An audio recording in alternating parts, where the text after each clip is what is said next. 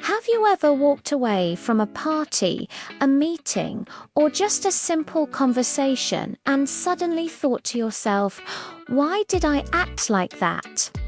You replay the scene in your head, cringing at something you said or wondering why you were so quiet. Well, I'm here to tell you that what you're feeling is not only normal, it's a fundamental part of being human. Psychology has some fascinating answers, and it all starts with how our brains are wired. Humans are social creatures. From our earliest ancestors to today, our survival has depended on being part of a group. This deep-seated need to belong means that whenever we're in a social situation, our brain goes into overdrive. It's constantly scanning the environment, reading faces, interpreting tones of voice, and looking for signs of acceptance or rejection.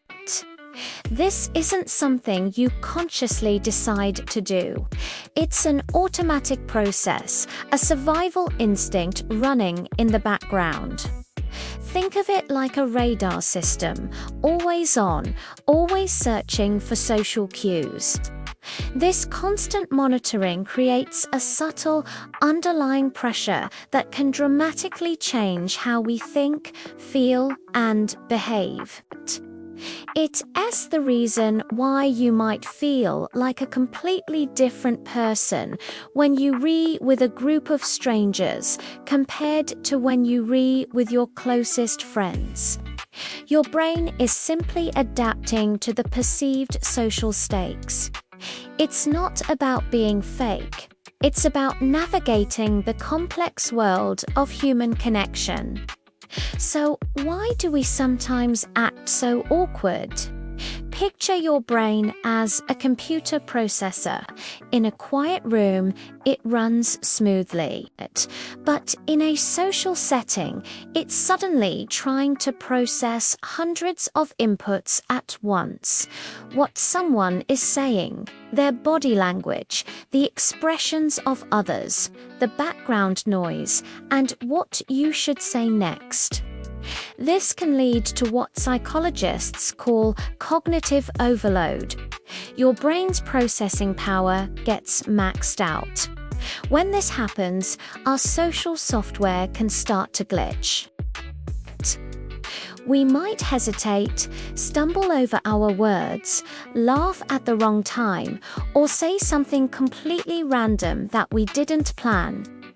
It's not a reflection of your intelligence or your social skills. It's simply your brain struggling to keep up with the overwhelming amount of data. This is why you might find yourself blanking in the middle of a story or suddenly forgetting someone's name, even if you know it well. Your brain has temporarily prioritized managing the social environment over retrieving that specific piece of information. And what about those awkward silences? Why do they feel so incredibly uncomfortable? It comes back to that need for social feedback. In a conversation, there's a natural rhythm of give and take. When that rhythm stops, your brain's feedback loop is broken. It expects a response, a nod, a smiley knee sign that the connection is still there. When there's nothing but silence, your brain's alarm system can go off. It interprets the lack of feedback as a potential problem, a sign of disapproval or rejection. It defaults to a worst-case scenario. Did I say something wrong? Are they upset with me? Even if the other person is simply thinking or gathering their thoughts, our brain often jumps to a negative conclusion. This is why we rush to fill silences, sometimes with meaningless chatter, just to restore that feeling of social equilibrium and quiet the alarm bells ringing in our heads. Now, let's talk about something we all do, often without even realizing it: body language. Psychology shows that our physical movements are deeply tied to our internal state. One of the most common unconscious behaviors is mirroring. If you're talking to someone and they lean in, you might find yourself leaning in too. If they cross their legs, you might do the same. This isn't imitation. It's a subconscious attempt to build rapport and create a sense of connection. It's your body's way of saying, "I'm with you, we're on the same page." On the flip side, what about defensive postures like crossed arms or avoiding eye contact? We often interpret this as rudeness or disinterest, but more often than not, it's a sign of self-protection. When a person feels overwhelmed, insecure, or anxious, their body instinctively tries to make itself smaller and create a physical barrier.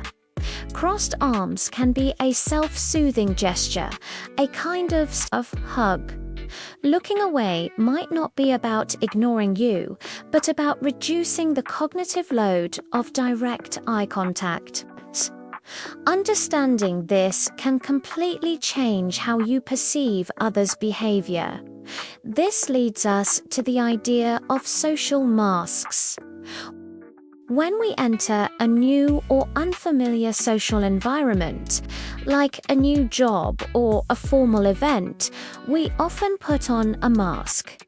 We might be more polite, more reserved, or more agreeable than we normally are. This isn't about being deceptive or inauthentic. From a psychological perspective, a social mask is a survival strategy. It's the brain's way of navigating an unknown social territory safely. The mask provides a predictable script to follow until the brain can gather enough information to understand the group's norms and expectations. It's a temporary shield we use while we figure out where we fit in. As we become more comfortable and feel a sense of psychological safety, the mask gradually comes off and our more authentic self emerges. So, if someone seems a bit stiff or overly formal at first, give them time. They're likely just running their social adaptation program. Finally, the event is over. You're home. But is it really over? For many of us, the second act is just beginning. The post-social overanalyze. Your brain starts replaying conversations, scrutinizing every word you said, every joke that didn't land, every awkward pause. Why did I tell that story? Did they think I was weird? I should have said this instead. This mental replay loop can be exhausting and feel incredibly skeptical, but it's important to understand that this, too, is a learned behavior. Your brain is trying to learn from the experience to improve your social performance in the future. It's like a debriefing session, trying to identify what worked and what didn't. The problem is, this analysis is often fueled by anxiety and skewed by our own insecurities. We tend to focus on the negatives and blow them out of proportion, while completely ignoring all the positive interactions we had. So, here's the final insight I want to leave you with. The next time you find yourself cringing at a past social interaction, or you're confused by someone else's awkward behavior, take a step back. Remember that most of what happens in social situations isn't a deliberate, calculated act. It's often just a brain, your brain or someone else's, doing its absolute best to navigate the incredible complexity of human connection.